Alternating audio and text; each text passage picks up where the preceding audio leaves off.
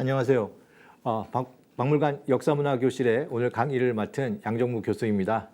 강의에 앞서서 먼저 이 역사문화교실에 강사로 쓰게 된 거에 대해서 영광스럽게 생각합니다. 제가 박물관 강의를 여러 차례 했는데 최근 몇 년간 못했는데요.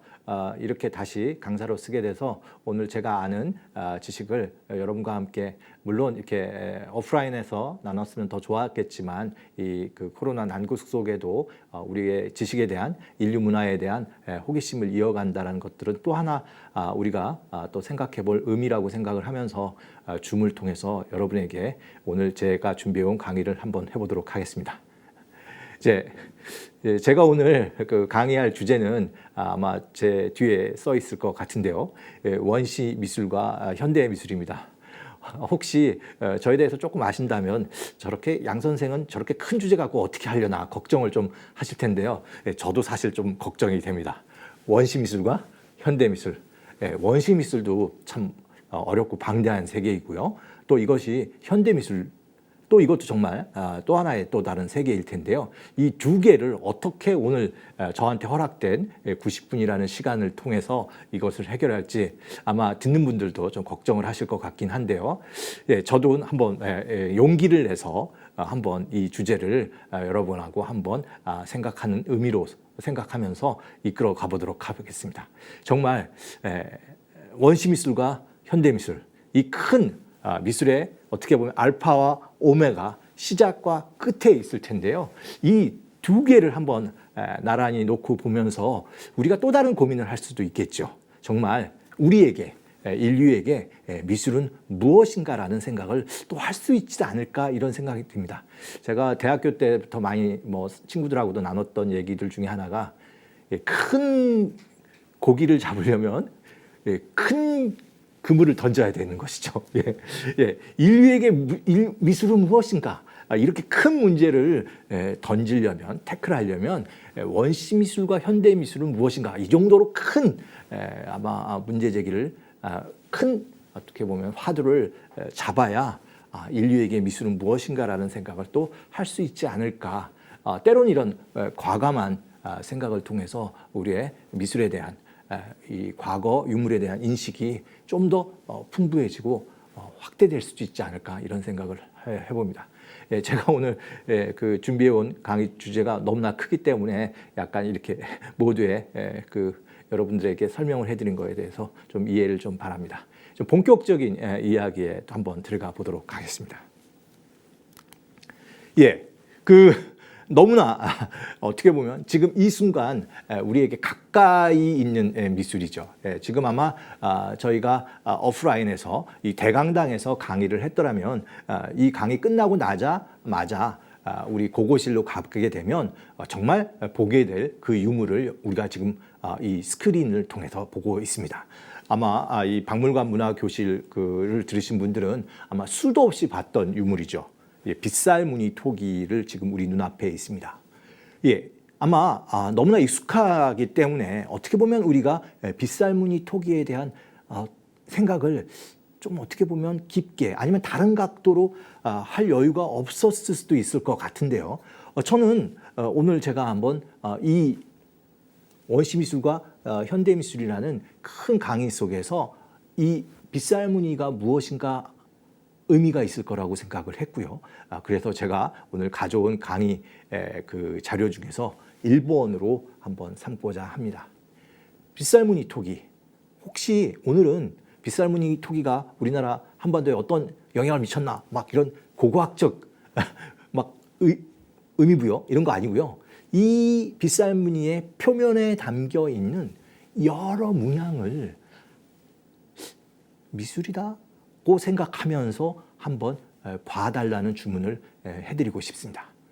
한번 우리가 기면이라고 하죠. 표면에 있는 이 기면에 있는 다양한 문양들을 한번 살펴보시죠. 한번 보신다면 진짜 바닥에서 입술 부분까지 머리까지 완전히 굉장히 정교한 문양으로 덮여 있다는 것을 알 수가 있습니다. 세부를 한번 보시도록 하겠습니다. 그 지금 단위 대체적으로 상중하 부분으로 이렇게 나눌 수도 있을 것 같은데요. 우리가 생각하는 빗살만 있는 거는 아닌 것 같습니다. 소위 빗금도 있고 사선으로 닳게 친 면도 있고 우리가 마름모라고 하죠. 마름모 문양의 문양도 있습니다. 너무나 볼거리가 많지만요. 저는 오늘 마름모 중간에 있는 문양을 한번 보시겠습니까? 어떻게 이 마름모를 만들었는지 생각을 하실 수가 있을까요? 모양을 먼저 그었겠죠. 그은 다음에 그 안을 다시 그 점으로 찍어서 강조하고 있습니다. 단순히 긋는 행위에서 그치지 않고 이 마름모 문양에 대해서 굉장히 멋을 내고 있다는 것을 알 수 있습니다. 어떠세요? 우리가 알고 있던 빗살무늬지만 빗살무늬뿐만 아니라 다양한 문양이 들어가 있는 것을 통해서 정말 우리가 이 작품이 기원전 3000년경이라고 한다면 지금부터 5000년 전에 이런 신기한 표현을 우리의 이 한반도에 살고 있던 먼 조상님께서 하고 있었던 것이죠. 제가 오늘 현대미술과 원시문화에 대한 원시미술에 대한 이야기를 한다고 했는데 이 원시에서 온 아주 이 흥미로운 이 유물이 미술이지는 않을까요? 우리는 이것을 미술로 볼 수는 없나요? 아마 이런 생각을 하면서 오늘 제가 신석기 토기를 보았는데요. 이런 작품들 우리가 알고 있는 고고학 유물들도 어떻게 만들었고 여기에 단순한 기능을 뛰어넘는 우리의 어떻게 보면 심미적인 관점으로 봐서도 충분히 납득이 될 만한 정교한 표현, 그것을 통해서 무엇을 의미하는지는 좀 아직은 우리가 모른다 하더라도 일단 우리 눈에 현대 미술과도 조응할 수 있는 표현력들이 보인다는 것입니다. 예, 지금 아마 이 문양대를 그냥 보여주는 모습을 보였을 텐데요.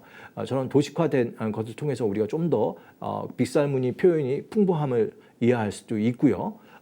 정말 다양한 우리 현대 미술의 용어로 치면 추상적, 기호적 표현들이 표면을 가득 메우고 있다는 것을 제3, 제4 강조하지 않더라도 쉽게 이해할 수가 있습니다. 그럼 제가 한번 이런 질문을 던져보도록 하겠습니다.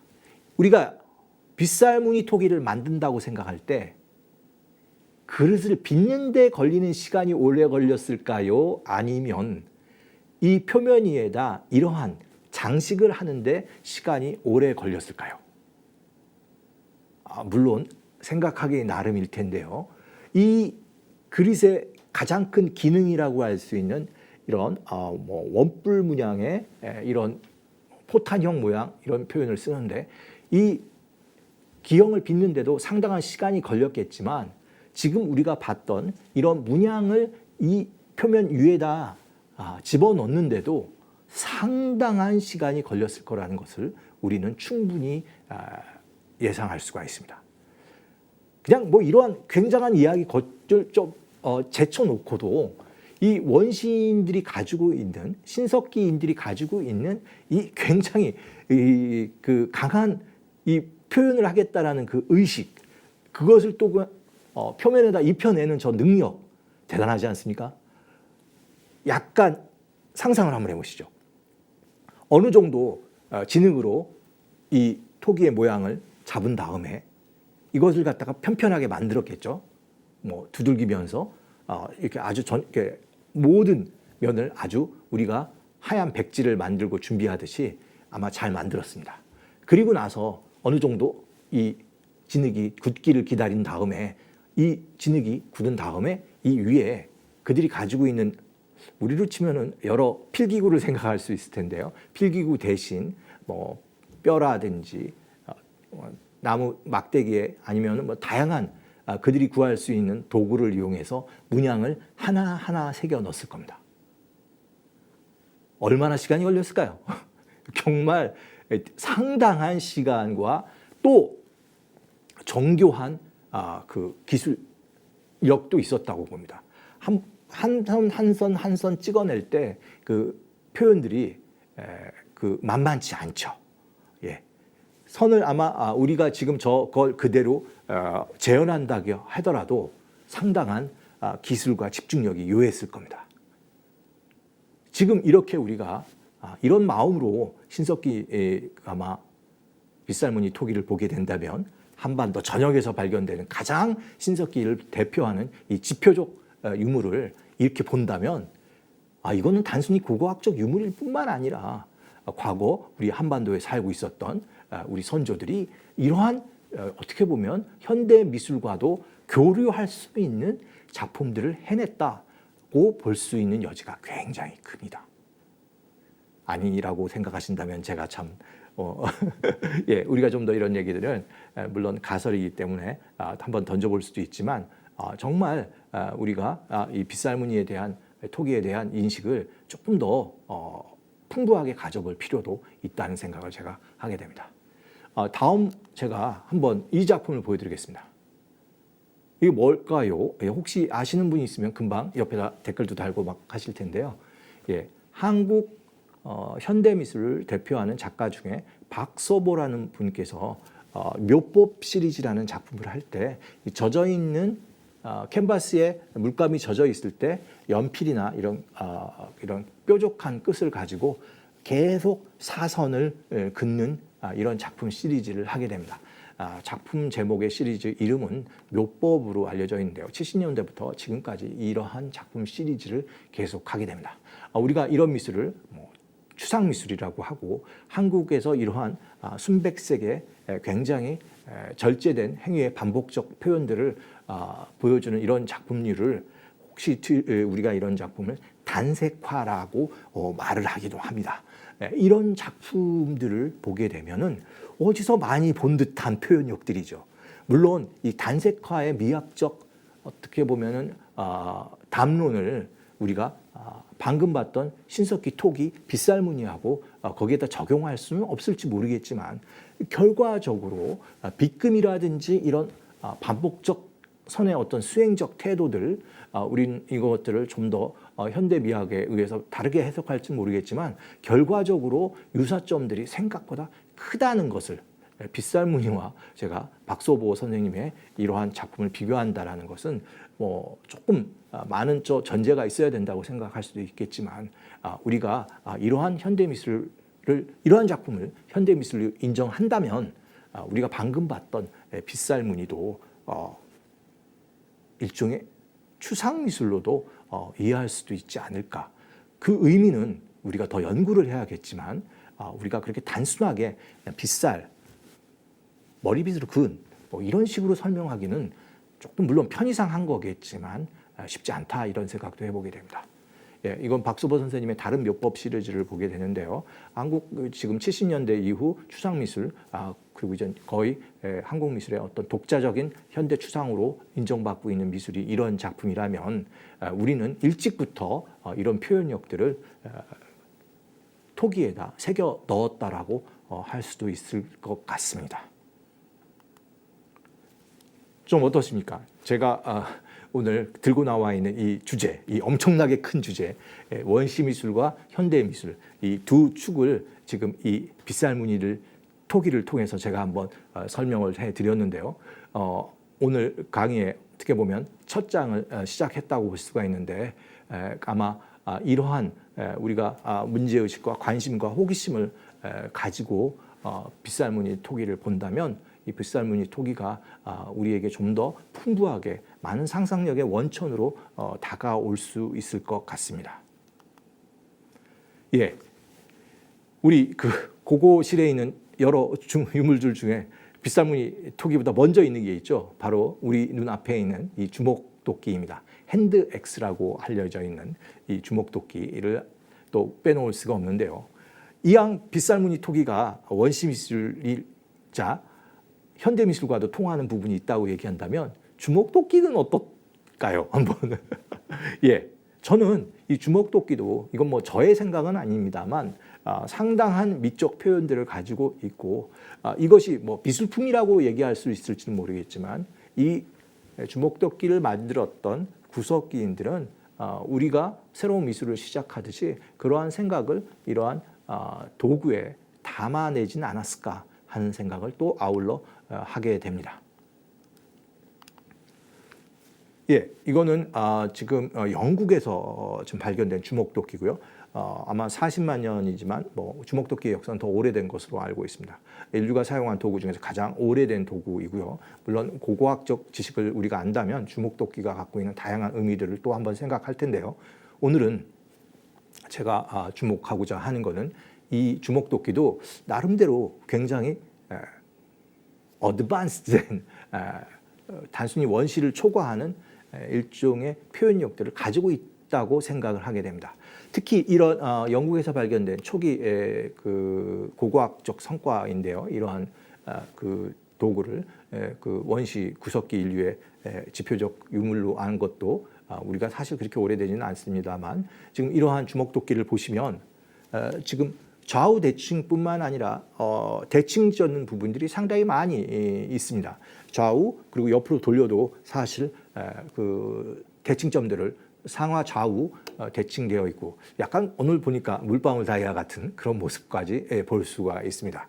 사실 우리가 주먹도끼의 기능을 생각한다면 기능을 초과해서 굉장히 정교하게 만들고 있다는 것을 알 수 있습니다. 특히 제가 방금 몇 번 반복해서 말씀드렸지만 대칭, 좌우, 측면도 좌우도 그렇고 측면도 그렇고 모두 대칭점을 이루려고 하는 것은 굉장히 이것을 제작했던 사람이 이 밸런스와 균형에 대한 의식이 굉장히 컸다고 할 수 있을 텐데요.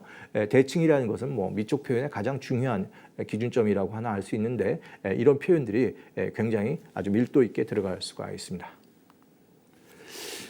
이게 저희 생각은 제가 아니라고 얘기했는데요. 이러한 그 주먹도끼를 연구했던 한 서양 학자 머레 콘이라는 사람인데 그 뭐라고 얘기했냐면 이런 주먹도끼에서 보이는 굉장히 엄격한 균형감, 대칭성 이런 것을 보고 뭐라고 주장했냐면은 이거를 섹시 핸드엑스 시어리라는 말을 하게 됩니다. 번역하면 섹시한 주먹도끼 이론이라는 걸 주장을 했는데요. 이런 그 도구가 필요 이상으로 정교하게 만들어지는 것은 이것을 제작한 사람의 지능이 뛰어나다는 것을 보여주는 하나의 증거였다라는 것이죠. 과연 이게 맞는지는 잘 모르겠지만, 예, 이게 정교하게 만드는 사람들이 그 머레 콘에 의하면 성선택할 때 유리했다라는 겁니다.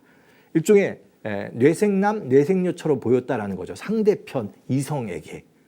글쎄요, 이게 정말 받아들일 수 있는 이론인지는 잘 모르겠지만 흥미로운 거는 그만큼 그런 주장을 얘기할 만큼 지금 우리 앞에 있는 이 핸드엑스가 굉장히 정교하게 만들어졌고 기능을 초과해서 원래 썼던 그 기능보다도 더 아주 정교하고 심지어는 핸드엑스가 30cm짜리 높이의 큰 초대형 핸드엑스도 발견된다라는 겁니다. 왜 그렇게 큰 돌덩이를 깎아서 실제로는 들고 쓸 수 있는 도구가 아닌 핸드엑스를 만들었을까요? 그것은 이 이론의 섹시한 주먹도끼 이론의 주장에 의하면 자기가 굉장히 도구를 잘 다루고 똑똑하다는 것을 상대 이성에게 어필하기 위한 하나의 방법이었다는 겁니다. 저는 이 이론을 소개하는 이유는 이 이론이 맞을 수도 있고 어떤 다른 거에 대한 하나의 해석일 수도 있겠지만 흥미롭게도 정말 이 핸드엑스를 다시 한번 인식하게 하는 데 있어서 이론가의 주장을 한 번쯤 참고해 볼 수도 있을 것 같습니다. 예, 제가 지금까지 현대미술과 원시미술, 원시미술과 현대미술을 이야기하기 위해서 조금 어떻게 보면 우리한테 친숙한 그 선사시대 유물을 한 2개 보여드렸는데요.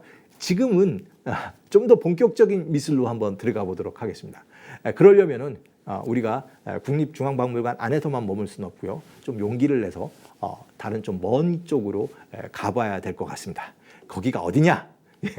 프랑스입니다. 프랑스 쪽, 그것도 남쪽 루아벨리라고 하는 곳으로 가서 지금 이 도시의 그 지명이 보이는데 몬티냐크라고 하는 곳으로 한번 여행을 한번 떠나 보도록 하겠습니다. 정말 선사 인류는 어떤 미술을 했는지에 대한 해답을 우리가 여기서 발견할 수도 있을 것 같습니다. 예, 지금 강이 흐르고 있고요. 조그만한 도시가 있는데요. 혹시 이 도시를 제 오늘 수업을 듣고 관심 있어서 가보려고 하신다면 굉장히 고생을 하실 겁니다. 예, 기차로는 거의 어렵고요.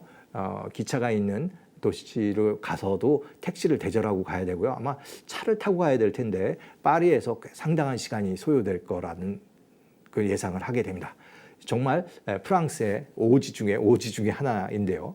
하지만 우리가 이 도시에서 멀지 않은 동굴에서 어마어마한 선사시대 동굴벽화가 발견됐다는 것을 안다면 그만한 방문의 가치가 있다고 생각을 또 할 수 있는데요. 바로 이쪽 이 도시에서 얼마 떨어지지 않은 곳에 이 동굴 이름은 라스코 동굴벽화인데요. 이 라스코 동굴벽화에서 2차 세계대전이 끝날 때쯤 해서 시작 막 하던 1940년에 이 동굴이 발견되었습니다. 물론 처음 발견했을 때는 그 고고학자가 발견한 게 아니고요. 방금 봤던 몬티냥이 살고 있던 소년들이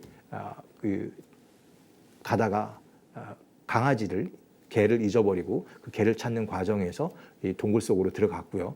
그러다가 이 동굴에서 어마어마한 그림들을 발견하게 됩니다. 지금 여러분이 보시는 거는 이 동굴 속에 있는 벽화를 약간 탐험대의 시선으로 보고 계시는데요. 이렇게 봐야 조금 더 우리가 평소에 알고 있던 라스코 동굴 벽화와 좀 다르기도 하고 조금 우리가 현장에 가 있는 듯한 그런 현장감까지도 주는 것 같아서 이 사진을 한번 가져와 봤습니다. 언제쯤 저도 한번 이렇게 그 라스코 동굴 벽화를 한번 들어가서 저렇게 보고 싶은데요. 다시 말씀드리겠지만 라스코 동굴벽화는 처음에는 일반 공개를 했지만 그 사람이 들어가면서 이 공기가 탁해지고요. 이산화탄소나 이런 것들에 의해서 그리고 거의 이게 기원전 거의 2만 년까지 기원전 18,000 지금부터 18,000년 전까지 놓고 본다면 그때까지는 그 공기의 변화나 여러 가지가 안정적이어 갖고 그림의 훼손이 별로 크지 않았는데 이게 일반에게 공개하자마자 온도 변화, 곰팡이 이런 것들이 쓰게 되면서 일반 공개를 하지 않습니다. 그렇기 때문에 지금도 거의 직접 들어가서 보기는 쉽지 않은 곳인데요. 하지만 그것에 대해서 안타까움 때문에 이거를 그대로 복제해 놓은 공간들을 만들어서 또 전시를 하고 있습니다. 라스코 2, 라스코 3 이렇게 좀 부르는 곳이죠. 예, 지금 계속 우리가 이 동굴벽화 안을 탐험하는 듯한 그 느낌의 사진들을 제가 보여드리는데요. 이 석회암 동굴이 굉장히 깊게 파져 있는데 그 동굴 곳곳에 있는 그 벽에다가 지금 보서 언뜻 추측을 하시겠지만 굉장히 거대한 동물 그림, 특히 황소들을 중심으로 한 동물 그림들이 쫙 펼쳐져 있습니다. 예. 아마 이 사진은 일반 미술사 책에도 자주 실리는 그 장면이기 때문에 많이 보아하셨을 텐데요. 정말 지금 우리는 이렇게 강한 빛에 의해서 전체 동굴 모습을 확인하면서 그림을 봤을 텐데요. 아마 이 그림이 제작됐을 때는 그 원시인들은 굉장히 작은 호롱불 같은 그 등잔을 이용해서 그림을 그렸고 좀 더 울퉁불퉁한 벽면을 이용한 그런 느낌들을 잘 살리면서 그릴 수 있었을 것으로 또 추정도 해보게 됩니다. 그 동굴 사이로 난 사이에 지금 한 사람이 있는데요. 그 사람의 크기를 본다면 이 동굴 벽화의 규모와 그 웅장함에 다시 한번 놀라실 수 있을 것 같기도 합니다. 예, 지금은 이렇게 지금 입구가 지금 마련되어 있는데요. 이게 그 막혔다가 이게 다시 그 사람들에게 알려지게 되면서 지금은 계단을 통해서 들어갈 수 있게 이렇게 되어 있습니다. 좀 감동적이지 않으십니까? 이런 곳을 언젠가 한번 들어갈 거다 이렇게 생각하고 보시면 좋을 것 같다는 생각도 하게 됩니다. 예, 지금 전체적으로 확인된 그 라스코 동굴벽화의 모습인데요.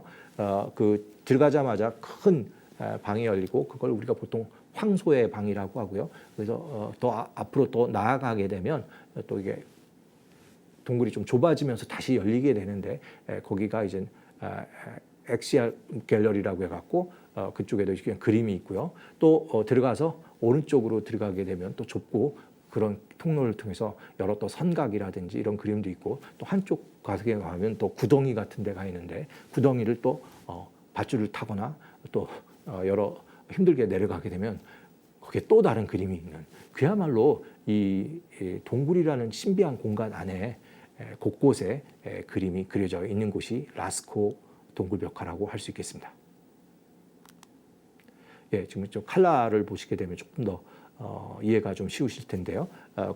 여러 곳에 그림이 그려져 있다는 것을 또 다시 한번 강조해 드리겠습니다. 예, 황소의 방이라고 알려져 있는데요. 제일 들어가 있는 첫 번째에 있는 그 그림들을 또 보시는데요. 그 황소의 모습뿐만 아니라 자세히 보면 말이라든지 뿌리 긴 뭐 유니콘과 같은 그런 동물들, 특히 자세히 또 보시면 사슴도 있습니다. 그래서 이 그림이 한꺼번에 그려진 게 아니라 수세 대에 걸쳐서 그림이 그려져 있고 그 위에 또 그림이 그려져 있는 것으로 우리는 추정하고 있습니다. 지금 다시 이 황소의 방 모습을 한번 보고 계신데요. 참고로 그 동굴벽화들은 이들이 무슨 장식을 위해서 그린 건 절대 아니라고 봅니다. 동굴 속에서 살면서 이런 그림을 그렸겠지라고 생각하실 수 있는데요. 실제로 동굴이 주거지로는 쓰지만 동굴 입구 쪽에서만 사용하게 되고 이런 깊은 동굴들은 굉장히 사실은 인간이나 동물들도 그렇겠고 접근이 쉽지가 않습니다. 굉장히 위험한 곳이고 언제 어떻게 될지 몰라갖고 이렇게 사람들이 뭐 자유롭게 이렇게 들어가기보다는 특정한 어떤 행사나 의식을 치를 때 아마 이런 곳을 들어가서 그 행사와 관련된 이런 그림들을 그렸을 것으로 추정하고 있습니다. 뭐 지금은 사람들이 걸을 수 있게 평평하게 만들어 놨지만 길도 원래 그렇게 울퉁불퉁했을 거고요. 이게 침식 동굴일 가능성이 제일 크고 그렇다 보면 곳곳에 물도 있고 상당히 위험한 곳이 동굴이죠. 굉장히 어둡고 그런 곳에 이 원시인들이 들어가서 굉장히 도전적인 그림을 이렇게 그려놨다고 볼 수 있겠습니다. 예, 그림들, 이제 목탄을 이용한 그림들이 있어서, 뭐, 당연히 이런 질문. 어떻게 이 연대를 알까? 예, 이 목탄의 방사선 동위원소, 반감기 같은 것들을 이용해서 그 연대를 측정할 수 있죠. 이런 것들을 우리가 절대연대, 그리고 여기서 여러 가지 동물들의 뼈도 발견되고 또 톡이나 석기들도 발견되기 때문에 이런 석기들을 또 우리가 추정해서 연대를 또 알 수 있고요. 이 그림들 속에 그려져 있는 이 동물들이 이 시대가 언제인지를 또 보여주게 됩니다. 또 지금과는 굉장히 구석기 시대니까 보통 우리가 빙하기 마지막 단계라고 얘기하는데 그 시대에 있는 그 프랑스 남쪽에 살고 있었던 동물들이 또 이 그림 속에서 있는 거랑 서로 교차로 확인하면서 이 작품의 연대를 좀 특정해 나갈 수가 있습니다. 참고로 지금 보고 있는 그 우리 황소들은 현대의 황소가 아니라요. 지금 현대의 황소는 한 150 머리 높이가 한 150cm 정도인데 그거보다 더 큽니다. 몸무게가 거의 뭐 제가 좀 과장을 하자면 10톤까지 가는 굉장히 초대형 그 소인데요. 오록스라고 좀 부르는 소입니다. 오록스 이렇게라도 좀 부르기도 하는데요. 소의 조상이라고 볼 수도 있고요. 지금도 이 소의 그 후손이 뭐 그 스페인 투소다 이렇게 얘기하기도 하는데 지금 우리가 본 일반 소보다 실제로 거의 2배다 이렇게 얘기해야 좀 더 강하게 임팩트가 될 것 같은데요. 코끼리의 조상이 맘모스가 있었던 것처럼 지금 황소요, 소의 조상으로는 오록스가 있었는데요. 굉장히 오랫동안 17세기까지 있었는데 결국 멸종되고 사라졌답니다. 왜 멸종됐을까요? 덩치가 너무 크고 느리기 때문에 아마 사람들에게 사냥되기가 좋아서 결국엔 아마 그 사육되기보다는 사냥되면서 멸종됐을 것으로 추정하고 있습니다. 물론 뭐 또 다른 학설이 있을 수는 있겠죠. 예, 지금 여러분이 보시는 이 황소. 생각만 해도 황소만 봐도 이렇게 우리가 크기에 질리는데 그거보다 거의 더 거의 뭐 2배 가까이 큰 거대한 소를 우리가 보고 있다면 상당한 어떤 다른 느낌이었을 것 같은데요. 지금 그 정도 되는 거대한 소가 벽면 가득히 지금 자리하고 있습니다. 오록스만 있는 게 아니라 이런 뿔을 다신 술록이라든지 사슴도 있습니다. 우리가 이 지역을 그 주거지라고 보지 않는 이유 중에 하나가 그 당시에 주식은 사실은 우리가 알면 뭐 그 꽃사슴과 같은 이런 사슴을 많이 먹었는데 지금 물론 이런 술록도 보이긴 합니다만 여기서는 그런 그 술록이나 이런 거와 관련된 그걸 먹었던 흔적 같은 그러니까 주거지로 썼을 것 같은 그 기록도 없고요. 생각보다 우리가 방금 얘기했던 그들이 주식으로 삼았던 사슴 그림은 그렇게 많이 그리지 않아서 이 그림이 과연 사냥과 관계된 주제의 그림일까라는 데 대해서 의문을 표하는 연구자도 있습니다. 지금 보는 이 술록도 굉장히 어떻게 보면 귀엽고 저걸 어떨까 이렇게 생각할 수도 있는데요.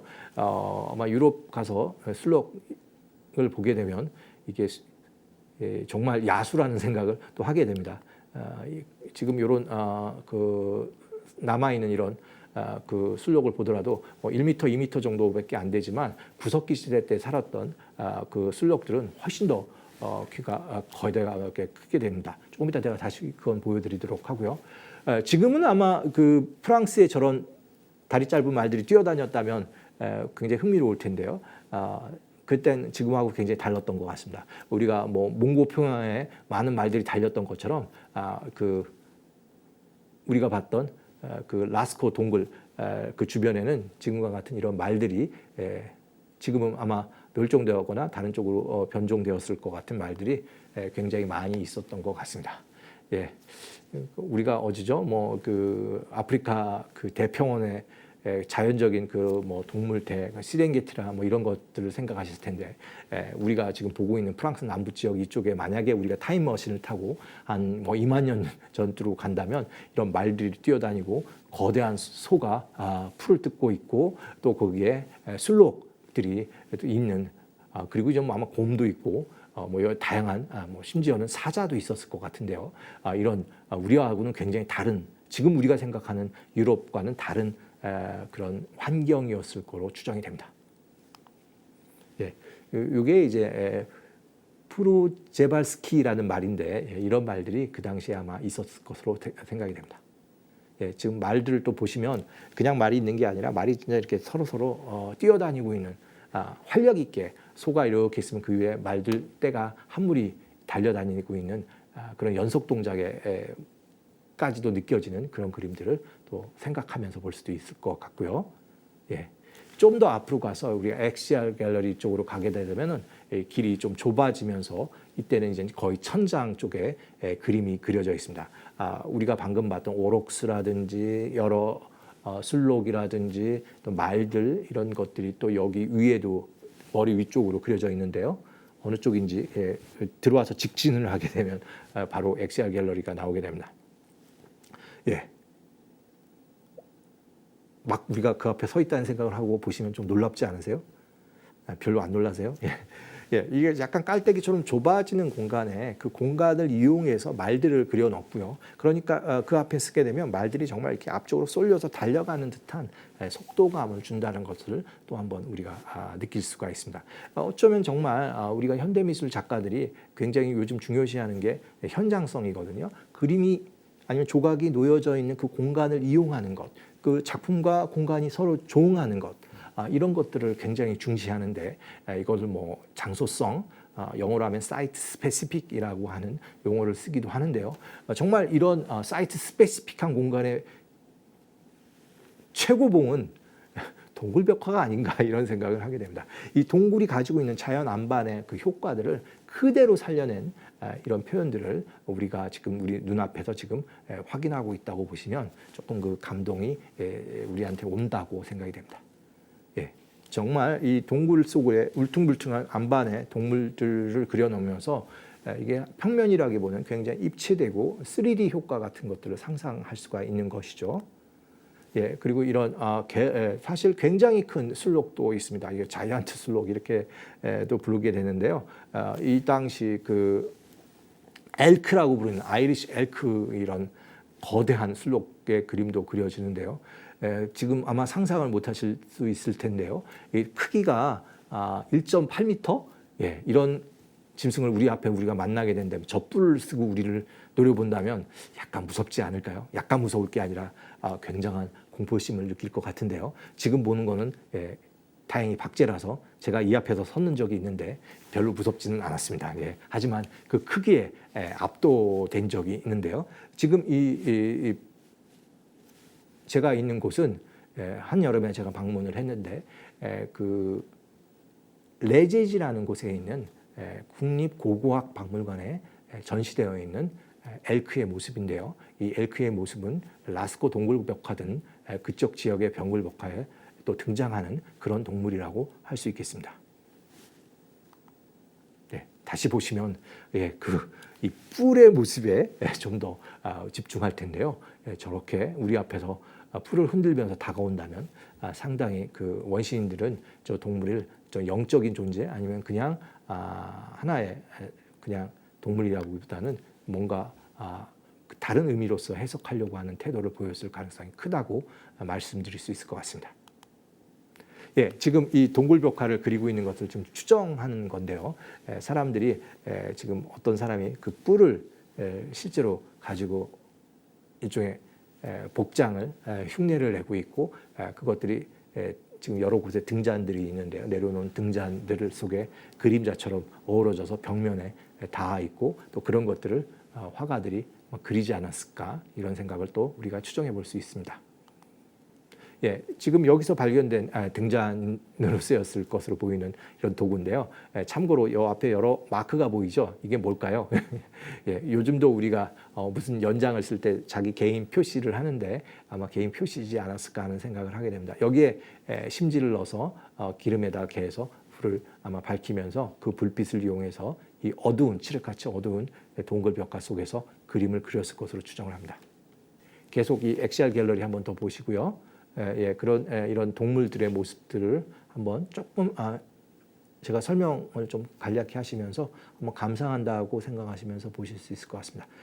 정말 단순히 그린 게 아니라 그 형태의 특징이나 뿔, 입술 모양, 다리 이런 것들의 특징을 아주 잘 살리면서 그렸다는 걸 다시 한번 확인할 수가 있는데요. 그 동물 위에다 여러 또 그림을 겹쳐 그리기도 한 그런 예들도 우리가 또 찾을 수도 있습니다. 오록스의 다시 모습들, 제가 다시 크다고 하는 거 얼마나 큰지 한번 보시죠. 지금 오록스에 비하면 현대 황소는 새끼소처럼 보이는데요. 저런 오록스의 모습들을 우리가 라스코 동굴벽화에서 찾을 수가 있습니다.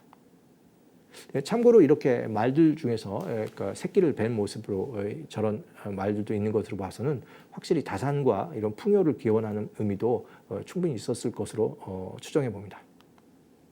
이런 그 말들도 있고요. 참고로 우리가 인간이 남긴 가장 오래된 미술을 얘기할 때 바로 우리 눈앞에 있는 이 모습입니다. 손바닥 찍기인 것이죠. 근데 그냥 손바닥을 찍는 게 아니라 손바닥을 놓고 물감을 던지고 실제로 입으로 뿌린 건데요.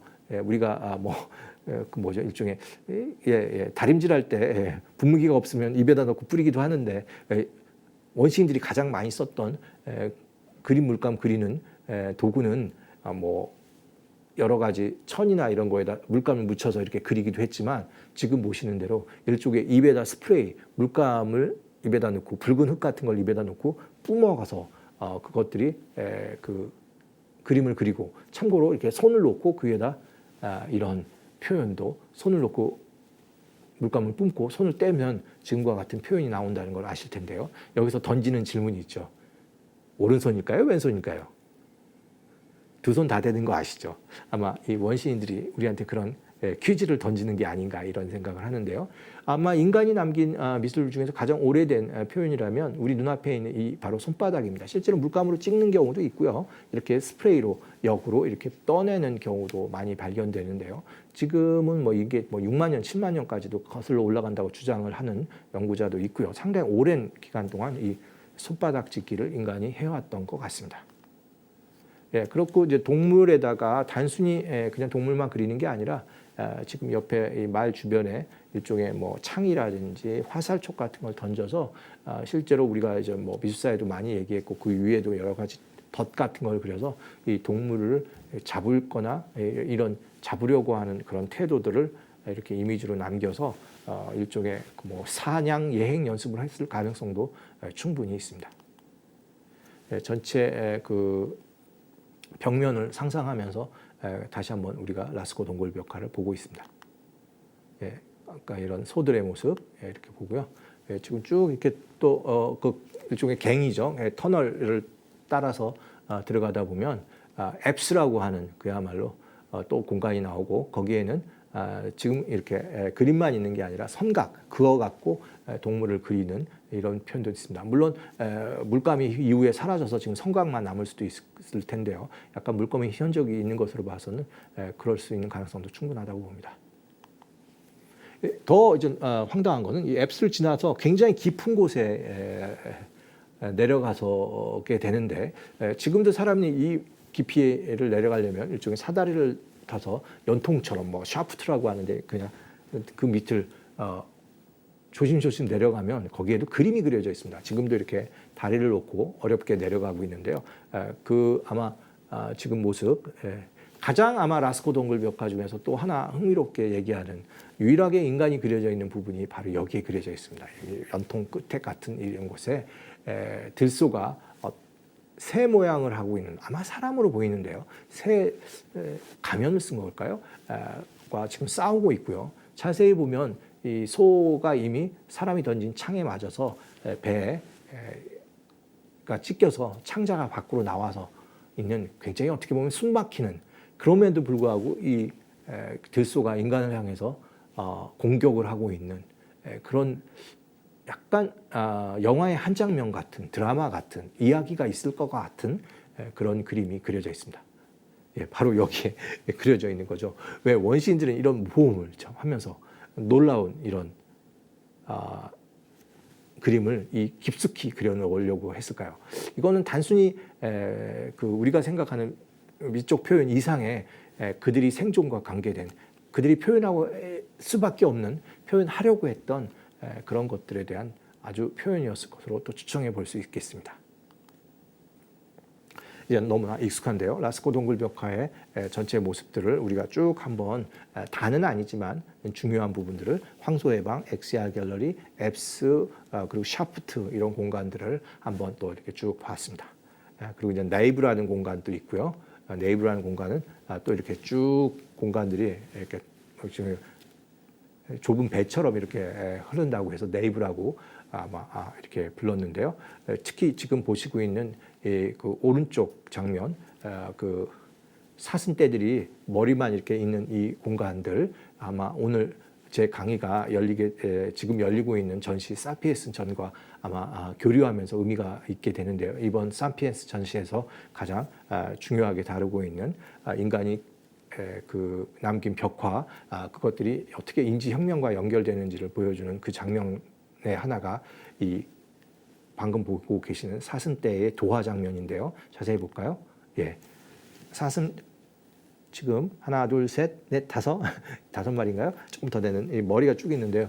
머리라고 생각되지만 제가 왜 이 사슴들이 강을 건넌다고 얘기를 했냐면 실제로 방금 봤듯이 동굴에 있는 그 암벽의 모습 그리고 암벽을 따라서 생긴 어떤 흙이나 이런 것들의 모습이 마치 물결을 이루는 것처럼 보이고요. 물결 위에 머리를 들고 사슴들이 헤엄쳐 나가고 있는 그 표현들 제가 지나친 과장으로 보이시나요?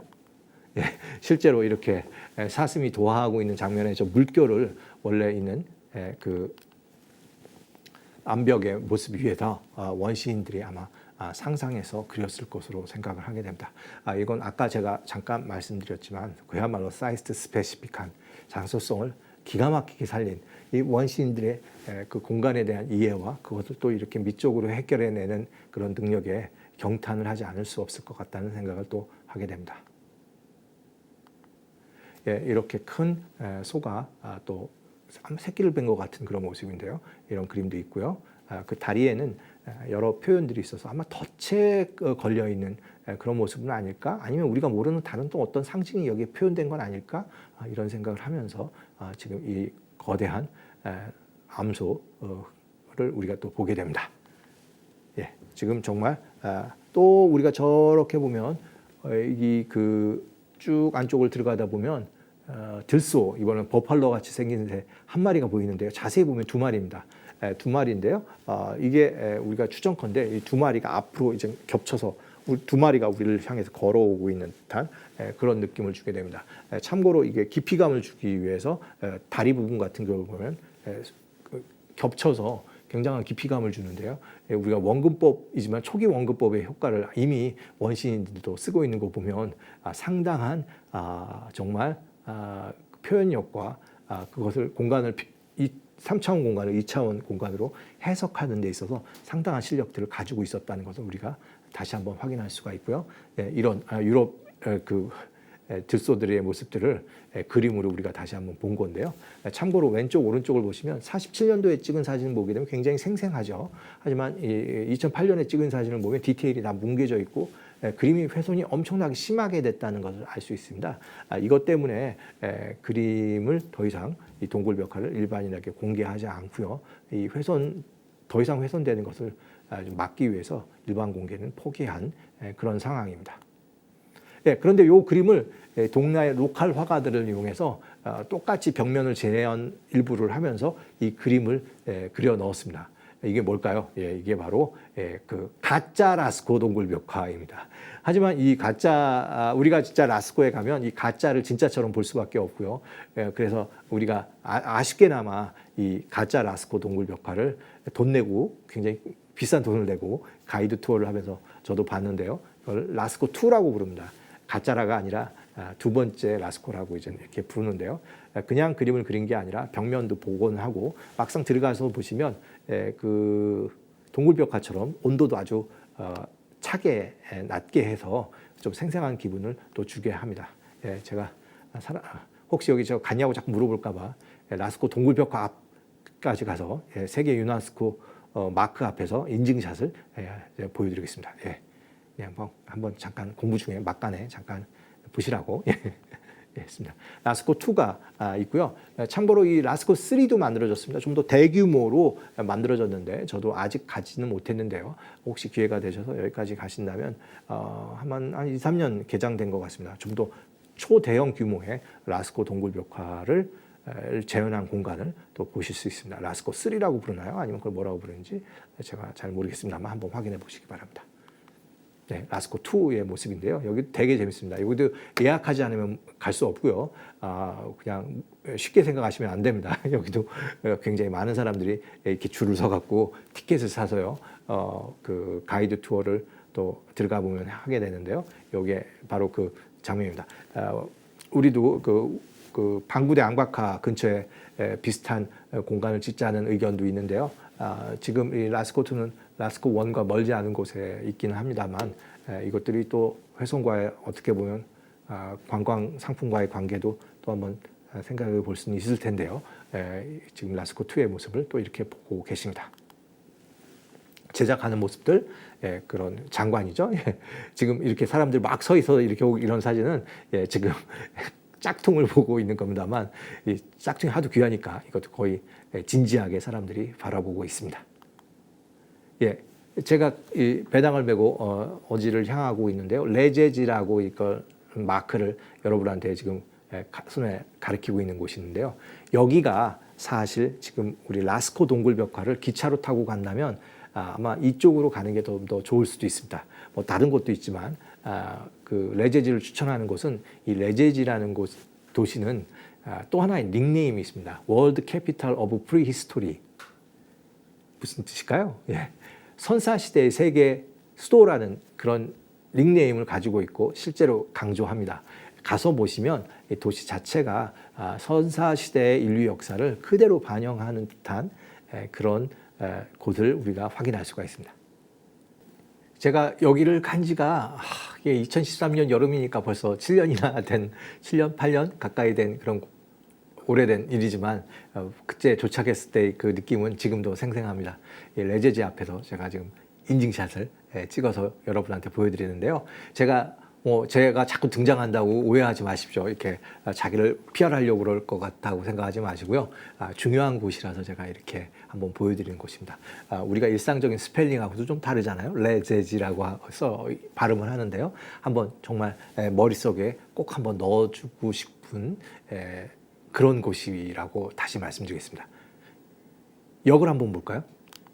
바로 역인데요.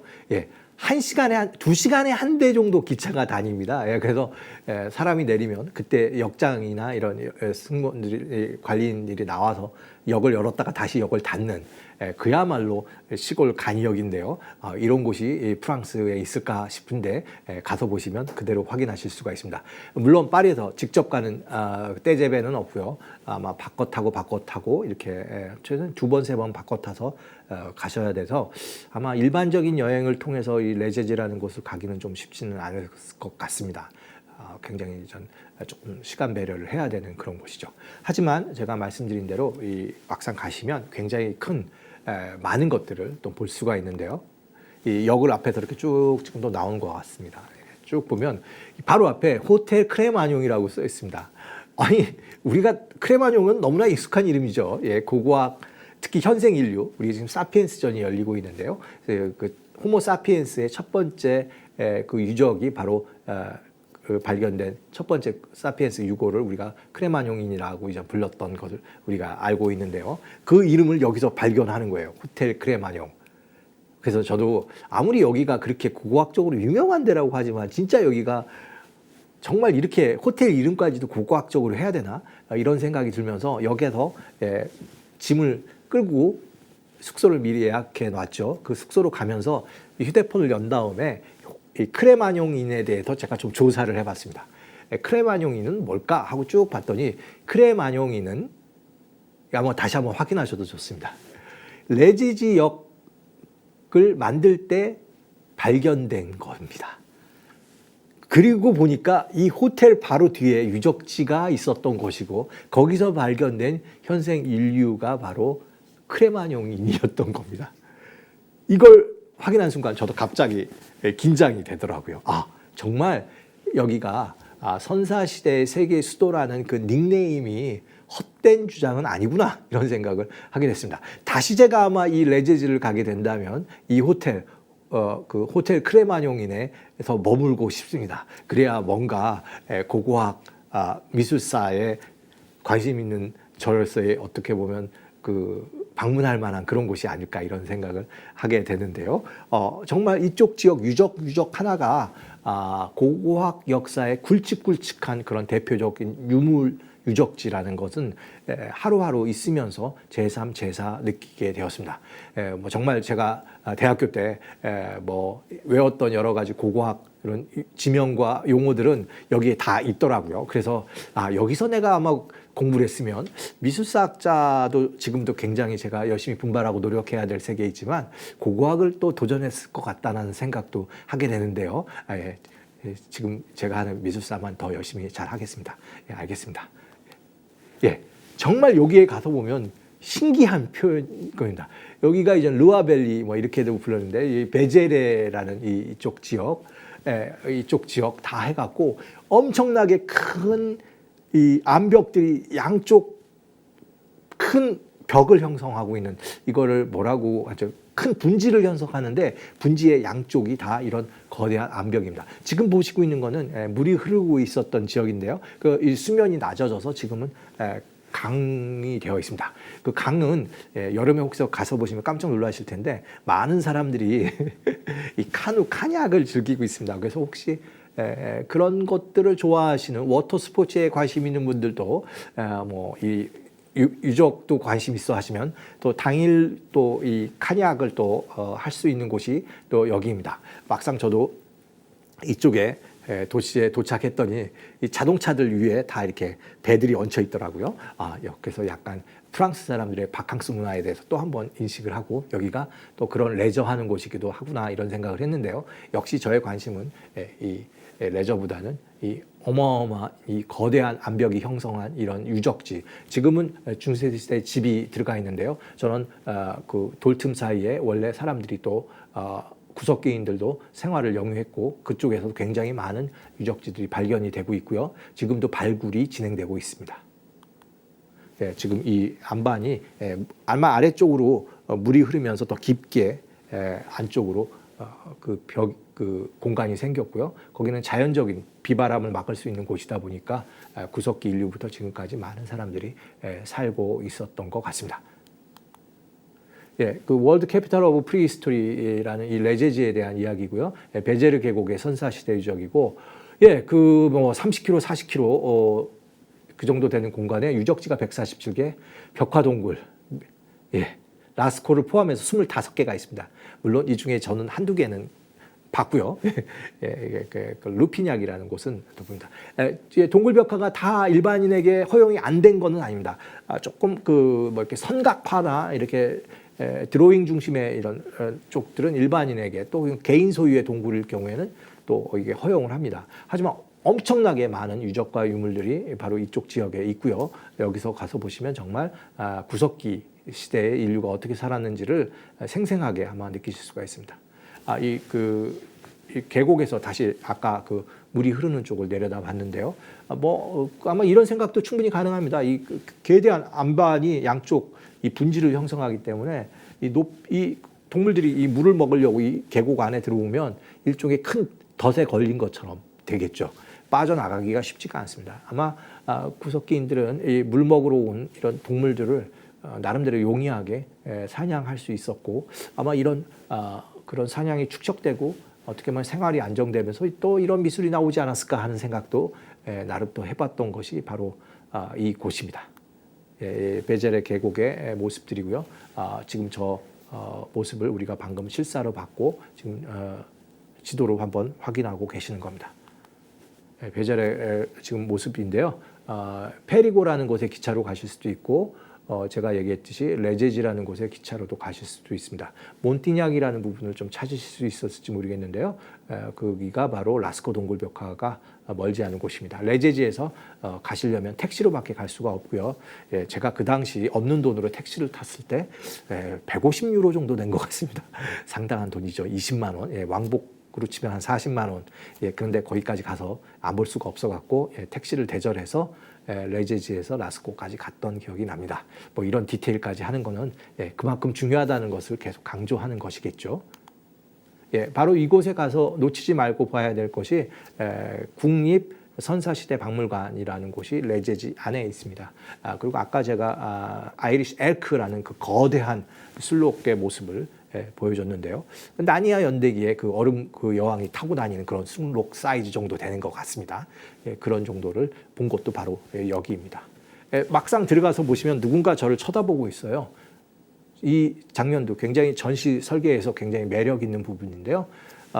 이게 들어가서 첫 번째 장면입니다. 누군가하고 마주 보고도록 설계됐는데요. 이게 누구일까요? 조금 자세히 가보면 생각보다 약간 놀랐습니다. 어떤 분이냐면 네안데르탈인 호모사피엔스와 함께 경쟁했던 또 하나의 현생 인류의 어떻게 보면 경쟁자이자 동반자이기도 했던 이 네안데르탈인의 모습이 지금 복원된 모습으로 우리를 맞이하고 있습니다. 그 옆에는 화석이 보이는데요. 정말 그 선사시대 박물관에 왔다라는 느낌, 그 인류가 지금은 멸종된 또 하나의 인간이라고 할 수 있는 네안데르탈인이 이 공간을 이렇게 지금 환영하듯이 우리를 멀끄머니 바라다보고 있습니다. 들어가서 첫 번째 본 유물이 뭐냐 하면 방사선 동위 연대를 측정하는 그 기계입니다. 왜 이걸 보여줬을까요? 아마 그 고고학적 이해 선사 편연에 있어서 절대 연대라고 하는 이 방사선 반감기를 이용한 이 측정법은 굉장히 획기적이기 때문에 이것들을 보여줬는데요. 아마 이런 것들은 제가 이렇게 친절하게 짚어주니까 보시지 볼 게 너무 많아서 잠깐 놓치면 안 될 것 같아서 제가 이렇게 또 이것도 한번 짚어드리는 겁니다. 이 전시를 다 보고 나면 넓은 발코니가 열리면서 이 베젤의 계곡을 정말 멋있게 감상할 수 있는데요. 거기에는 조금 현대적인 조각으로 한 인류의 모습을 이렇게 깎아놨는데요. 방금 멸종했던 네안데르탈인의 조각상을 한번 만들어놨습니다. 아마 이 베젤의 계곡에 4만 년 전까지 호모사피엔스뿐만 아니라 이런 네안데르탈인들도 같이 섞여서 인간과 경쟁하고 아마 교류했을 거로 추정하는데요. 멸종된 네안데르탈인을 생각하면서 우리의 문명을 생각하라는 그런 의미로 이런 조각을 갖다 놨을 것으로 생각이 됩니다. 그 벽화 연구를 하기 위해서 꼭 넘어야 될 산이 있는데요. 앙리 브레이 신부님입니다. 원래는 가톨릭 사제이신데 이분이 벽화 연구에 일가견이 있으셔갖고 초기 이런 라스코 동굴벽부터 이쪽 프랑스 지역에서 발견되는 벽화들을 하나하나씩 연구하고 그거에 대한 발굴 보고서 리포트를 하신 분이 앙리 브레이 신부님이십니다. 지금 앙리 브레이 신부님이 그 당시 라스코 동굴벽화에 들어가 갖고 밑에 앉아 있는 그 소년들은 그 당시 이 동굴벽화를 발견했던 그 꼬마들이 벌써 몇 년 지나서 컸네요. 그렇게 있고 발굴대의 모습입니다. 뭐 정말 저도 저런데 한번 꼈으면 하는 생각을 항상 하는데요. 그냥 상상만 하는 것이겠죠. 예, 지금 물론은 그 들소나 이런 모습 앞에다가 트레이싱지를 대고 직접 모사를 하고 있는 모습인데요. 이런 모사품도 대부분 앙리 브레이 신부 발굴단이 만들었던 것들입니다. 이런 것까지 자세하게 하는 이유는 이게 박물관 역사 교실이기 때문에 다른 어느 지역 어느 곳보다도 이러한 디테일까지도 관심 있어 하실 것 같아서 하나하나 짚어드리는데요.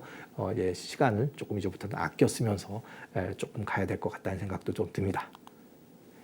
이 동굴벽화가 발견되는 것은 프랑스뿐만 아니라 이탈리아, 스페인 그리고 독일 지역까지 굉장히 광범위한 지역이라는 것을 이 지도를 통해서 확인할 수가 있고요. 특히 하지만 우리가 방금 봤던 프랑스 중부 지역에 집중적으로 여러 동굴벽화들을 찾을 수가 있습니다. 특히 스페인을 대표하는 알타미라, 피레네 산맥 쪽에 있는 그리고 또 라스코 이런 또 뭐 이런 여러 유적지를 여러분들이 지금 한번 확인하시고 있습니다. 제가 조금 이제부터 미술뿐만 아니라 좀 더 생각할 수 있는 이야기들을 조금 몇 번 더 던져보겠는데요. 우리가 이제 미술에 점 하나 찍으면 마술이 된다. 그래서 마법 같은 미술, 제가 이런 얘기를 좀 하게 되는데요.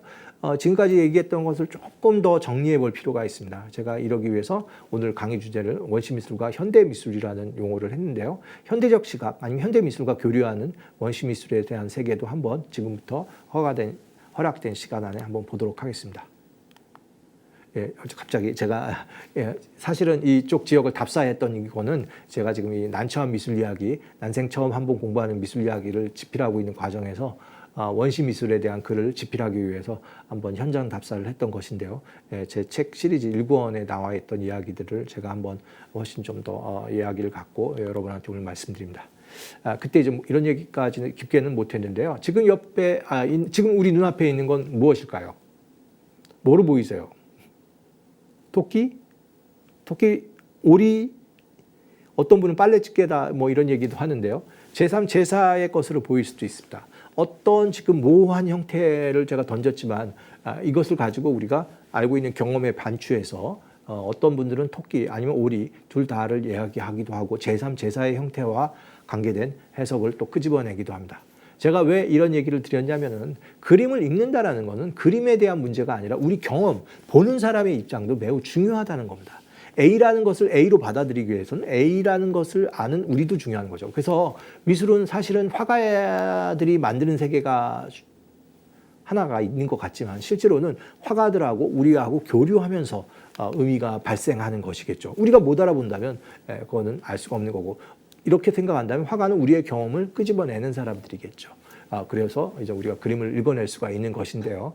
이게 토끼냐 오리냐 이런 질문을 제가 던지는 이유가 바로 이런 하나의 어떤 형태에 대한 의미를 그냥 짚어내는 것은 우리의 경험에 의해서 바뀔 수 있다 이런 얘기를 다시 한번 해드리고 싶습니다.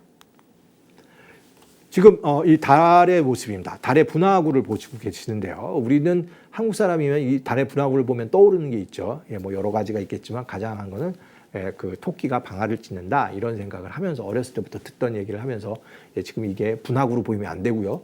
토끼의 모습으로 저기에 보이는 얼룩이 토끼의 모습으로 보인다 이렇게 할 수가 있겠는데요. 이것도 또 지역이 다르고 세상이 다르면 다르게 읽혔던 것 같습니다. 뭐 토끼가 방아 찧는 모습도 있겠고요. 당나귀의 모습도 있겠고요. 웃는 아저씨의 모습도 있겠고요. 어떤 소녀가 거울을 본다고 얘기하는 것도 있고요. 다 그렇습니다. 단순한 얼룩이지만 그것을 받아들이고 있는 집단 아니면 그 집단들이나 이런 지역이 다르면 해석이 다르다라는 것들을 우리가 이렇게 해서 느낄 수가 있는 것이죠.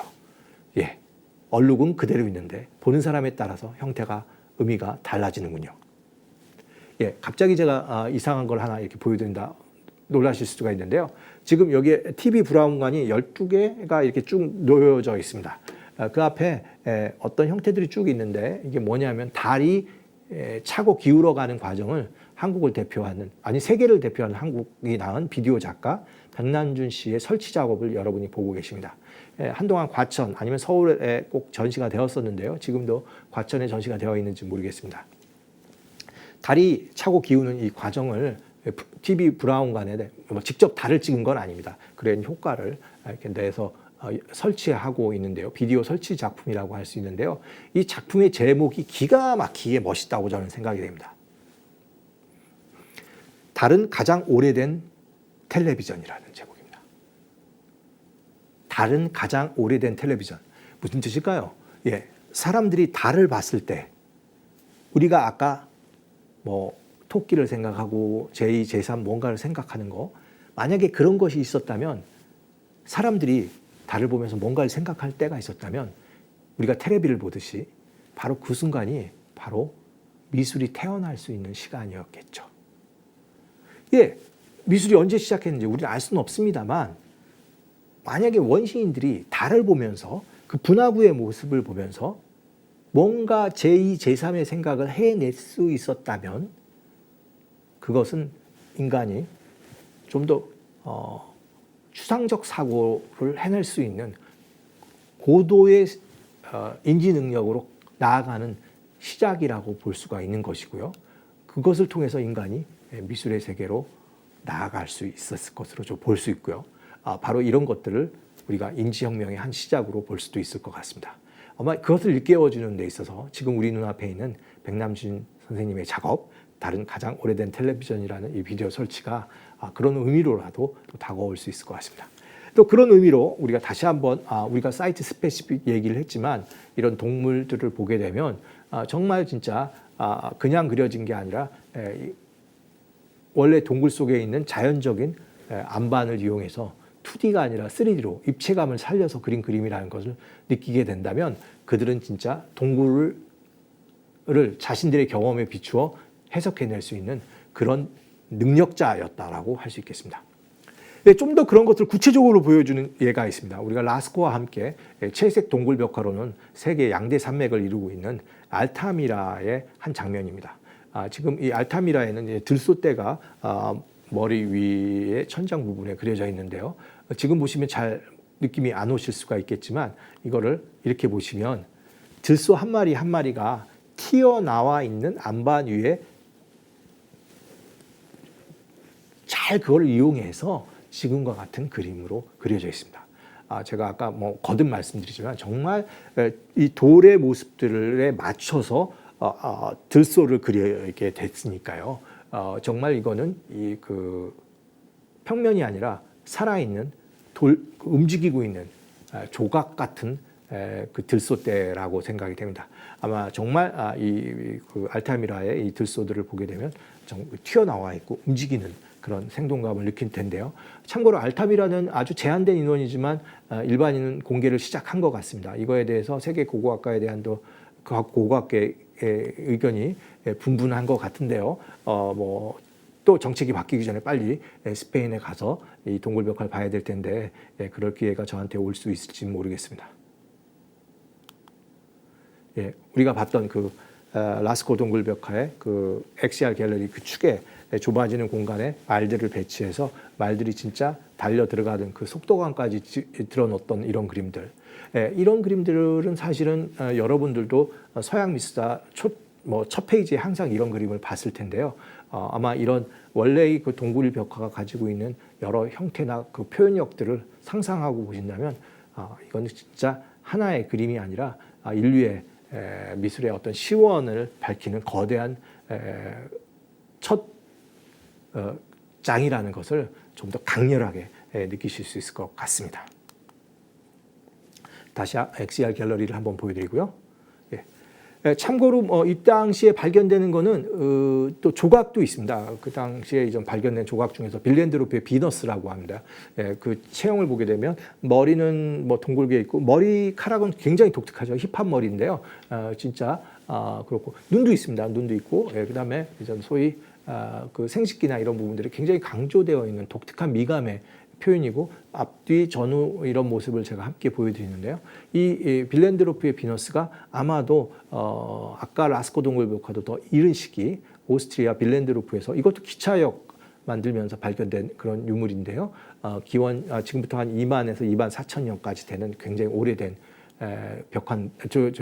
부석기 조각인데요. 실제로 보시면 깜짝 놀라실 수도 있습니다. 사이즈가 10cm 정도도 안 된다. 이게 굉장히 작은데요. 왜 비너스라고 부르는지 모르겠는데요. 아마 구석기 시대 때는 이렇게 풍만하고 이렇게 몸이 사람들이 다 사냥이나 이런 걸 해야 되기 때문에 역설적으로 이렇게 슬림한 몸보다는 이렇게 넉넉한 몸이 더 미감의 기준이지 않았을까라는 생각도 하게 돼서 시대가 다르면 미에 대한 기준도 다르다라는 것을 또 한번 우리가 확인할 수도 있을 것 같기도 하고요.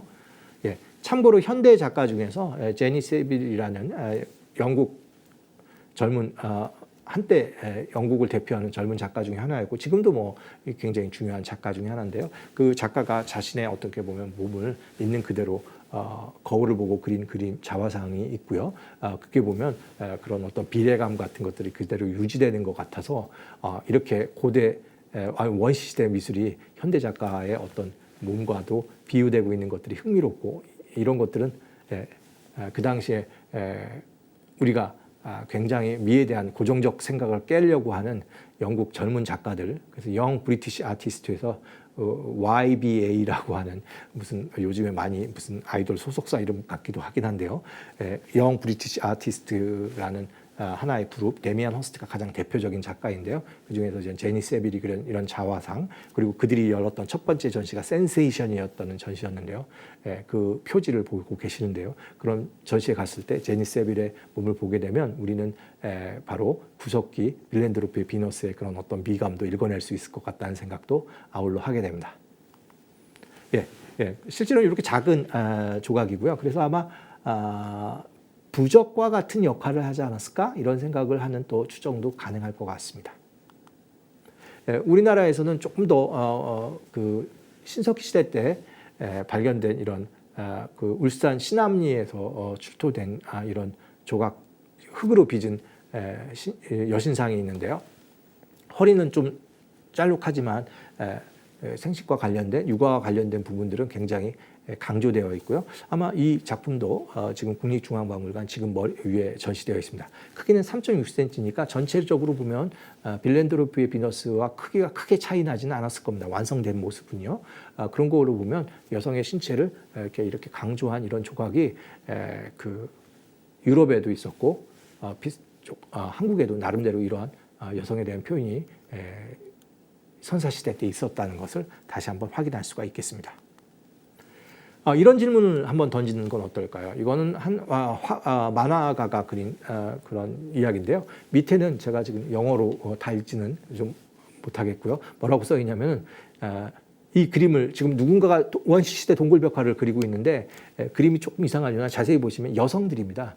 여성들이 이런 그림을 그렸고 그러면서 대화를 하는 겁니다. 왜 남자들은 그림을 그리지 못할까? 이런 얘기를 하고 있습니다.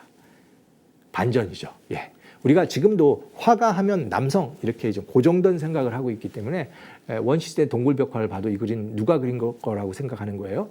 남성들이 그리지 않았을까 이렇게 생각을 하는데 그 이야기를 역전시켜서 실제로 이 만화가는 그 원시시대 동굴벽화를 여성들이 그렸고 그들이 물론 그런 대화를 했는지는 모르겠지만 이 만화가의 의견에 의해서 왜 남성들은 그림을 그리지 못할까? 린다 노클린이라는 그 여성주의 미술사학의 첫 장을 연 미국 미술사학자의 가장 중요한 논문이 왜 위대한 여성 미술가는 없을까였습니다. 그 제목을 아마 약간 패러디해서 이런 만화를 그렸는데요. 만화의 한 컷이지만 우리가 미술에 대해서 아니면 선사시대 미술에 대한 고정관념이 있다면 이런 만화를 보면서 도리어 깨달을 수도 있는 그런 기회를 얻을 수도 있을 것 같습니다. 구석기 내 조각은 상당히 좀 많이 있고요. 이런 진흙을 이용해서 들소를 또 만들기도 합니다. 그냥 많이 있다라고 보다는 지금도 계속 발견되고 있고요. 그래서 회화뿐만 아니라 이들이 입체를 통해서 그들이 알고 있었던 주변의 세계, 특히 동물들의 표현들이 있었다는 것도 확인 가능합니다. 이거는 놀라지 마시고 직접 보시면 너무 놀라실 텐데 이 크기가 아마 3, 4cm다. 엄지손가락, 엄지손톱만한 그림인데요. 약간 빌렌드로프의 비너스와 마찬가지로 그런 생식기나 이런 부분이 굉장히 강조되어 있는데요. 그게 홀레펠스라고 하는 독일 지역에서 이 홀레펠스 유적지에서는 그 동물의 뼈를 이용한 피리도 발견돼서 음악을 이들이 이미 기원전 4만 년 전부터 즐겼다는 것들을 보여주는데요. 이게 지금 밑에 1cm니까 아마 전체적인 크기가 넉넉 잡아서 5cm가 되지 않는 그런 크기라는 것을 또 확인할 수가 있습니다. 홀레펠스에서 발견된 기원전 3만 6천 년 전의 삐리입니다. 이걸 가지고 연주하기도 해보는데요. 한번 이런 음악, 미술 이런 표현들이 일찍부터 인류에게 있었다는 걸 다시 한번 확인시켜주는 그런 유물이라고 할 수 있겠습니다. 이런 조각들 여전히 약간 부조이지만 한 손에 뿔을 들고 있지만 신체 비례는 빌렌드로피 비너스와 굉장히 비슷한 이런 표현들이 프랑스에서 발견되고요. 이런 것들은 좀 재미있게 볼 필요가 있습니다. 반인 반수 이런 것들은 우리가 그리스 신화나 뭐 굉장히 여러 전 세계 신화에서 좀 등장을 하는데요. 구석기도 비슷한 걸 갖지 않았을까? 머리는 사자, 그 몸은 사람입니다. 그래서 레벤 맨슈 뭐 이렇게 좀 부르게 되는데요. 이게 그 사자 인간 이렇게 좀 부르게 되는데요. 이런 조각들이 좀 있고요. 이런 것들은 최근에 발견 그 한국의 구석기 유물이 갑자기 뭐 이런 거 패스하겠습니다.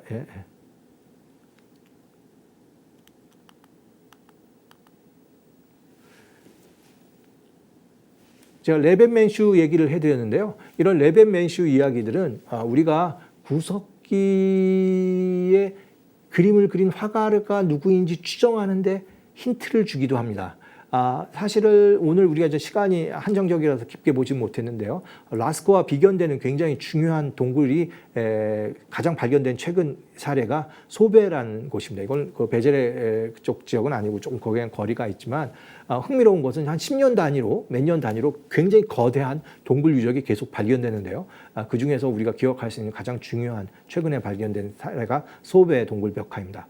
그 발굴 대장의 이름을 따서 소베라고 좀 부르게 되는데요. 거기에 종유석이라고 종처럼 생겨 있는 동굴 일종의 솟아난 뿔처럼 생긴 그런 곳에 사자 인간, 황소 머리를 한 인간, 뭐 이런 인간, 특히 지금 보시는 그런 그림들이 계속 그려져 있습니다. 그래서 반인 반수, 사자 인간, 뭐 황소 인간 또는 사슴 인간, 그러니까 사슴과 인간, 사자와 인간, 뭐 황소와 인간 이런 가죽을 뒤집어 쓰고 있는 듯한 이런 상들이 반인 반수상이 등장을 하는데요.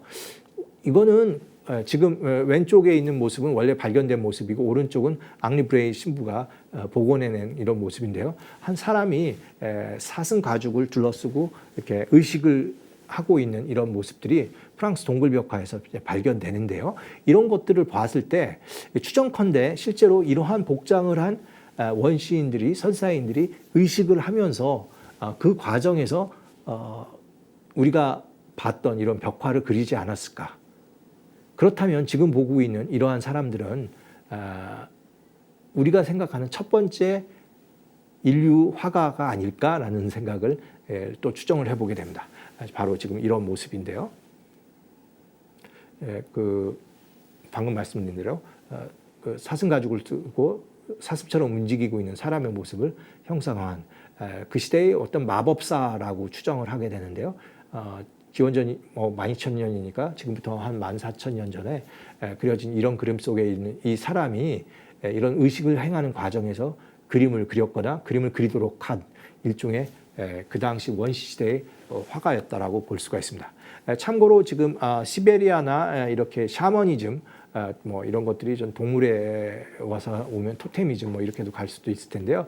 이런 지금 우리나라에서도 있었던 무당이라든지 이런 사람들이 굉장히 신비로운 의식을 집행을 하고 있는 과정에서 그려진 그림이 동굴벽화일 가능성이 현재로서는 제일 높고요.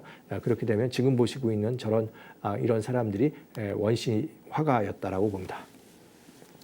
지금 제가 드리려고 하는 의미는 또 다른 또 원시 미술을 통한 이야기거리가 될 수 있을 것 같습니다. 원시 미술의 의미는 무엇일까요? 고고학자들이 알 수 있을까요?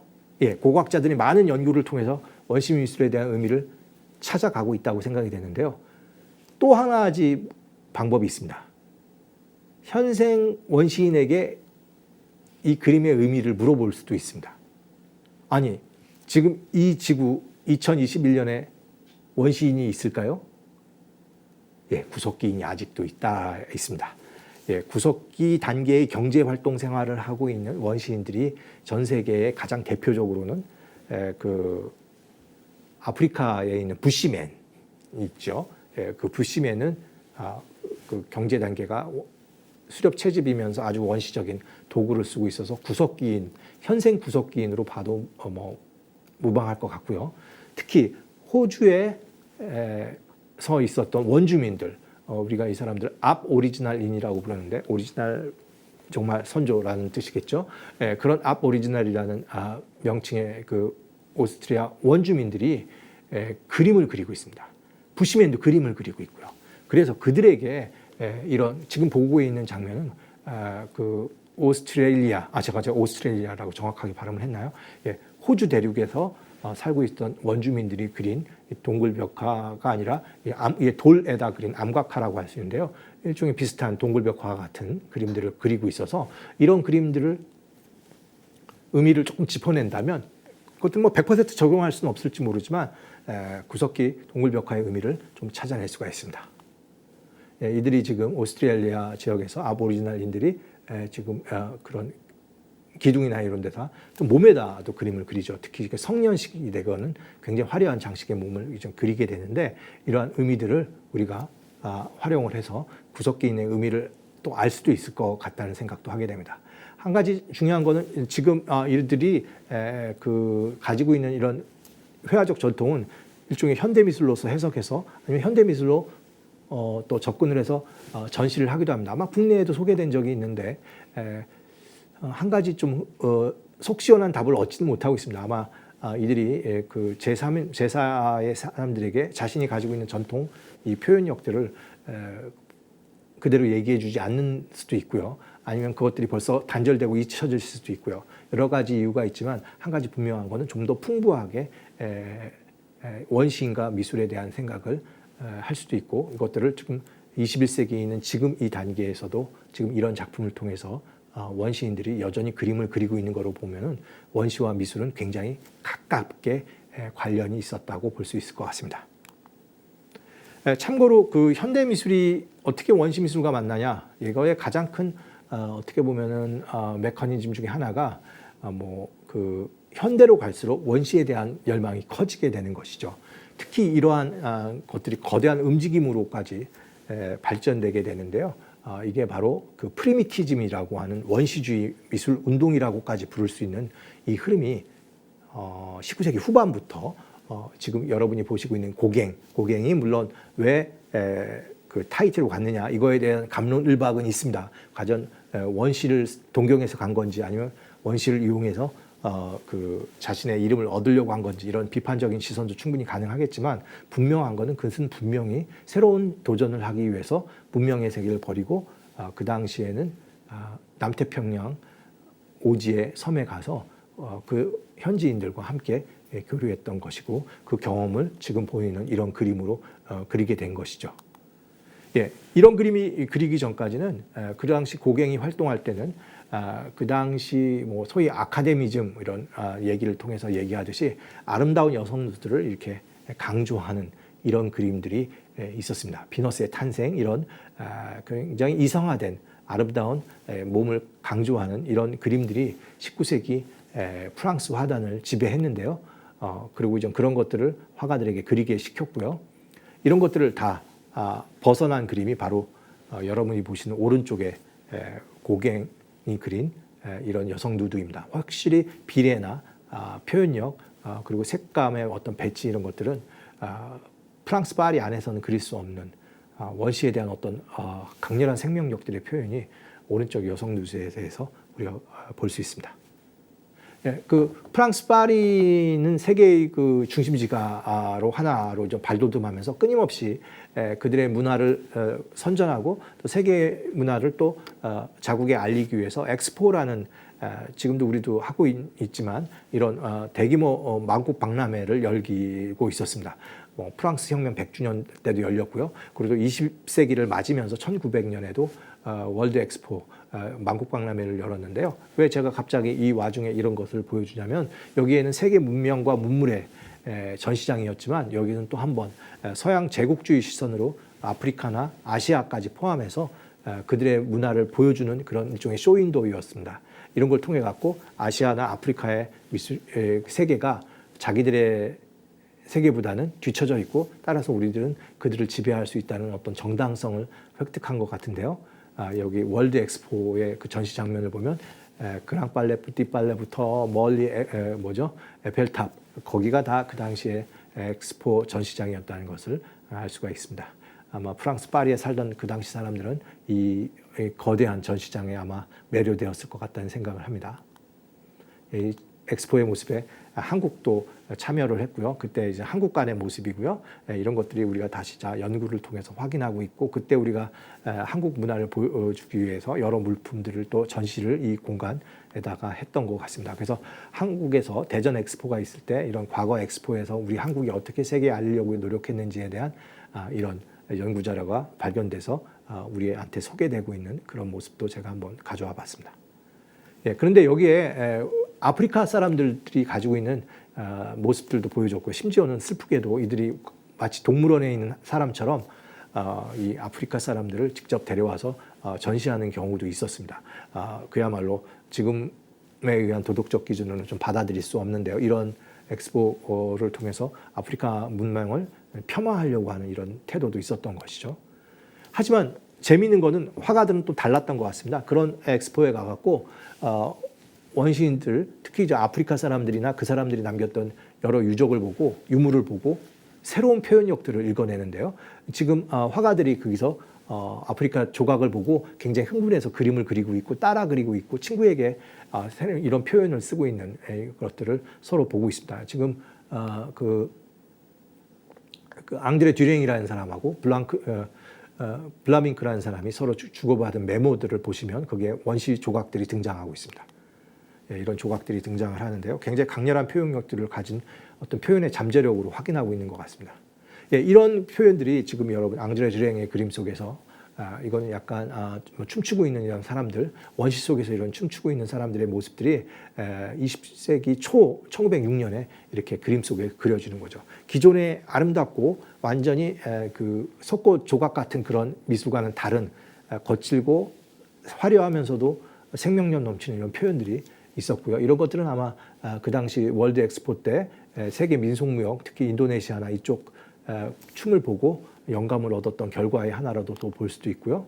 그러면서 이런 또 마티스가 그리는 이런 블루노드라고 하는 타이틀을 가지고 있는 강렬한 이런 표현력도 등장하게 됩니다. 사람의 얼굴이라든지 이런 것들이 굉장히 압축되어 있고 단순화되어 있는데 이게 아프리카 조각을 보고 받은 영감으로 되어 있고요. 온몸을 감싸고 있는 저런 색채감도 자연에 대한 어떻게 보면은 우리가 알고 있는 피부가 아니라 자연 속에서 자연 생명력과 함께 교류하고 있는 그런 표현력들인데요. 이런 것들은 더 한 발 더 나가서 피카소에 의해서 이러한 그림, 20세기의 가장 강력한 그림 중에 하나로 손꼽는 아비뇽의 처녀들이라는 이 작품 제화의 모습에 또 등장하게 됩니다. 여기 5명의 여인이 그려져 있는데요. 이 중에서 중앙에 있는 2 여인을 빼고 양측에 있는 3명의 얼굴은 사실은 아프리카 조각의 얼굴을 참고해서 그린 것으로 지금 우리가 보고 있습니다. 그러니까 아프리카의 문명을 폄하하려고 했던 의도도 어느 정도 있었지만 도리어 그런 전시장에서 화가들은 새로운 유럽 문화에서는 느끼지 못했던 생명력의 표현을 느꼈다고 할 수 있겠습니다. 예, 다시 한번 이런 아프리카 동력 이런 것들을 한번 보시겠습니다. 다시 한번 보시면 그 아까 봤던 그런 대리석 같은 그 석고 조각 같은 이런 아름다운 그야말로 어떻게 보면 좀 관성화되어 있는 표현을 걷어차고 새롭게 도전하는 소위 우리가 말하는 아방가르드라는 전위 미술의 어떤 도전장이 여러 물론 아프리카뿐만 아니라 다양한 문명의 그 자극원으로 해서 등장했다라는 게 굉장히 흥미롭습니다. 예, 지금 여러분이 보시는 거는 피카소가 그 당시 또 아프리카 조각에 대해서 아주 열광하면서 이것을 모으고 있었던 그런 모습인데요. 이러한 경험을 자기 회화에다 적용했다는 것을 다시 확인할 수가 있습니다.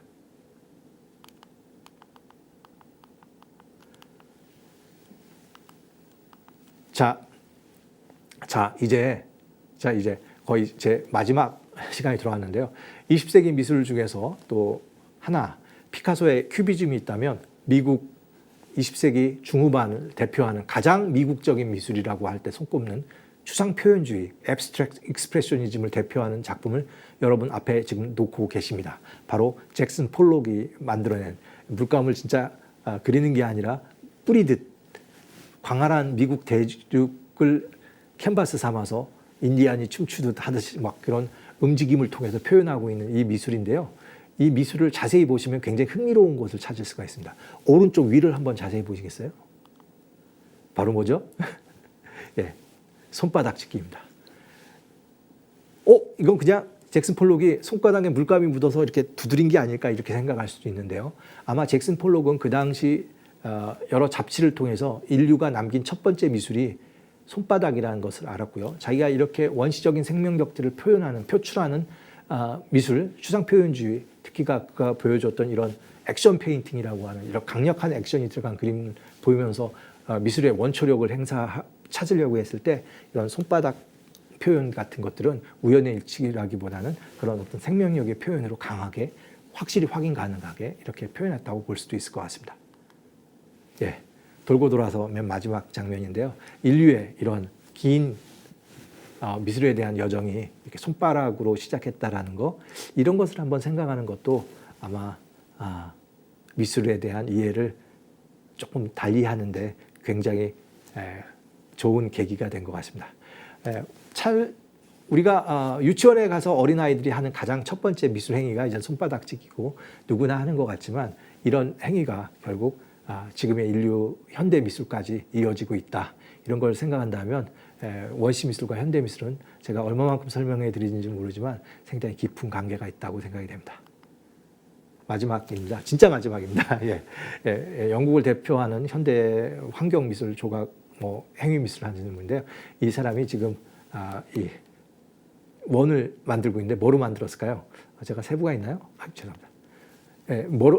뭐로 만들었냐면 손바닥을 찍어서 진흙, 어느 지역에서 나는 독특한 진흙을 손바닥으로 찍어서 그걸 자기 손으로 동심원을 만들었습니다. 동심원 자체도 인간이 가지고 있는 어떻게 보면 상상력의 세계에서 굉장히 중요한데 손바닥을 이용해서 이렇게 벽면 직자에서 직접 꺼내는 이런 미술을 보게 되면 손바닥의 위대함, 손의 힘 이런 것들을 다시 한번 느낄 수 있을 것 같습니다. 저한테 허락된 시간을 거의 다 쓴 것 같은데요. 조금 더 오버된 거는 좀 여유 있고 너그럽게 좀 봐주시기 바랍니다.